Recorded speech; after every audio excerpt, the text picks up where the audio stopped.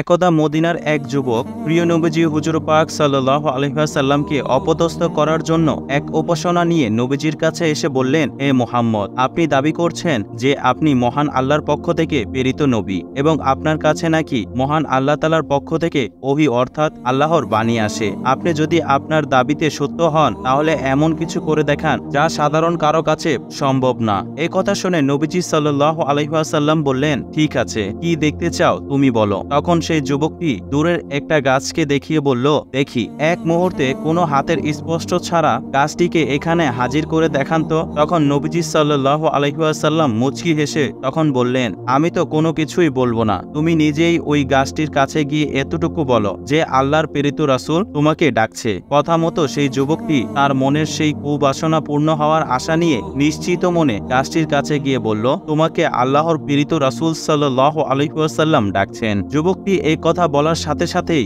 গাছটি কম্পন করতে আরম্ভ করে দিলেন এবং মাটির সাথে সম্পূর্ণ সম্পর্ক বিচ্ছেদ করে লাফিয়ে লাফিয়ে নবীজি সাল্লাল্লাহু আলাইহি ওয়াসাল্লামের সামনে উপস্থিত হয়ে গেলেন। গাছের এই অবস্থা দেখে সেই যুবকটি অবাক হয়ে গেলেন এবং আবার বললেন, দেখি গাছটি এবার তার সেই আগের জায়গায় উপস্থাপন করে দেখান। তখন নবীজি সাল্লাল্লাহু আলাইহি ওয়াসাল্লাম গাছটিকে বললেন, যাও, তুমি তোমার নিজের স্থানে ফিরে যাও। সাথে সাথে গাছটি আবার তার পূর্বের স্থানে ফিরে গেল। নবীজির এই অলৌকিক বিষয় দেখে সাথে সাথে সেই যুবকটি উচ্চ স্বরে কালেমা পাঠ করে মুসলমান হয়ে গেল এবং পরে সেই যুবকটি তার পরিবারকেও মুসলমান করালো। রাসূল সাল্লাল্লাহু আলাইহি ওয়াসাল্লামের জীবনটাই এমন অলৌকিক উদাহরণ দিয়েই পরিপূর্ণ।